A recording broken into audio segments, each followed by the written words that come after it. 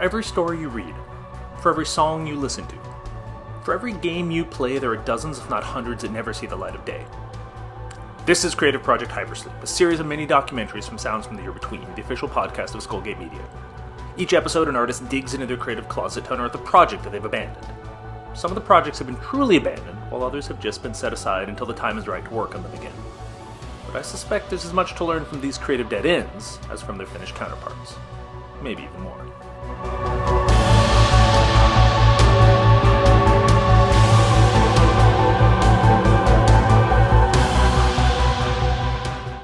I think, if I remember correctly, I wrote roughly 51 or 52,000 words and had a decent chunk taken out of that project. Nothing to me is ever really abandoned. It's just sitting there and waiting for the prospect. What's up? This is Reimer from Fable Factory, and just wanted to say, hey. Okay, so I want to say it was in the year 2010.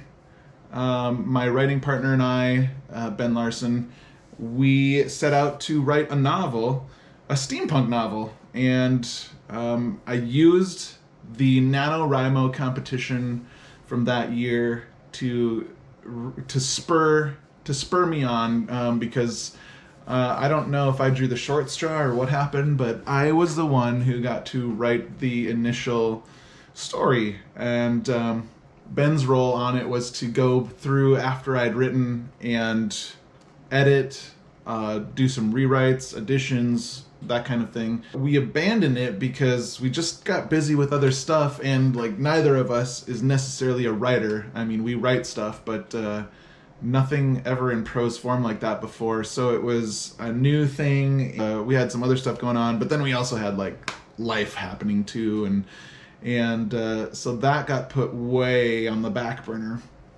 At the time, we called it Metaneuma because we couldn't think of anything else to call it. But it's a steampunk story, and it's fun to go back and check that out. So what inspired us to do that is, our love of everything fantasy. From the Mistborn series by Brandon Sanderson, China Miéville, if I'm saying that correctly, forgive me if I'm butchering that. But yeah, I like steampunk fantasy. I like sci-fi stuff, and it was just one of those things where it was let's write something that we would like to read. So it was kind of easy to dive in, and as poor as my writing is, I definitely got a lot written, and I'm not a writer, so it was kind of amazing to me that I was able to even write that much. In writing that and figuring out, how far we got, I don't really know, because we never set out to say it needs to be, 100,000 words and whatever. But, if I was going by the outline, I would say we probably hit a 70% mark. But we do have a really rough outline map for a trilogy that would follow this story. And so in the grand scheme of that, we got very little done. I think to finish it, probably a lot of editing, and probably, another 20 to 30,000 words maybe could do it justice. Ever since we abandoned it, it's always kind of been in the back of our mind.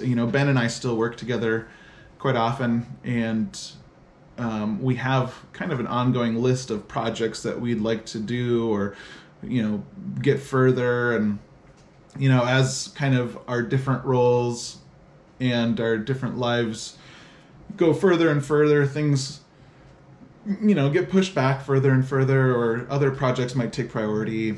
Now that I've got Fable Factory up and running, to me, it's coming back in a bigger way into my mind as a project that I think would be super cool to do in Fable Factory, because Fable Factory focuses on multimedia projects, which includes, story, art, music, video, there's been a number of projects that I've done. Codeburst is one where it was like prose and art and music. And Cthulhu Dreamt is kind of another one, and that's going to take on some different shapes, even as that progresses further in the future. But like one of the big things that I haven't done yet that I'm trying to get off the ground with different partners is a comic book. And to me, like a cool steampunk comic book, either with or without a novel tie-up or whatever, would be super cool. And it'd be like one of those things that I selfishly want to do so that I could write some steampunk music, because there's like a cool kind of niche genre of like folky music with different kind of instrumentation that you might or might not identify with steampunk genre, but I would love to put my fingerprint on that also, and I'm sure Ben would too if we could get there. I think as Fable Factory progresses, the option to pick up that project again and continue it and turn it into something bigger than it would have been initially becomes a little more easy every day, or a little closer even to fruition. I would just have to go into my storage folder and find that old manuscript and like blow the digital dust off of it, and either kind of find a good writing partner to work it and come on board that way. If we did decide to do a comic book, it would be finding the artists that would be responsible for that, and that's always like a huge undertaking because comic books are not a fast endeavor that I've found. But even if it was just a few illustrations to go in a novel and have an accompanying soundtrack, like that's like the signature for Fable Factory. So I think that could totally be doable with the right people on board. Lessons that I took away from the experience of writing and subsequently abandoning, even though it's not abandoned, like nothing to me is ever really abandoned. It's just sitting there and waiting for the prospect. I've written, like, I'm a musician first and foremost, a creator in that regard, and I've written so much music over the years that just is sitting on a hard drive, or might not have a life right now, but once I find the right project for it, there's no reason it can't come out of the shed and get worked and then released into the public domain and available for people to listen to, scoff at, enjoy, whatever. So this steampunk project has never really been abandoned. It's just waiting for us to pick it up again, which is, I'd prefer to think of it that way because, because in the other regard, writing something or spending that much time with something and dreaming about it to walk away from it seems like not a good use of time. So I'd prefer, even if I never ever pick it up again, I think I'd like to just think that it's always there and ready. And I hope that within a year or two, like, it's something that is a release from Fable Factory or maybe another place, who knows. But I'm just excited to make things and make things with other people that I think that would be a cool project to be a part of.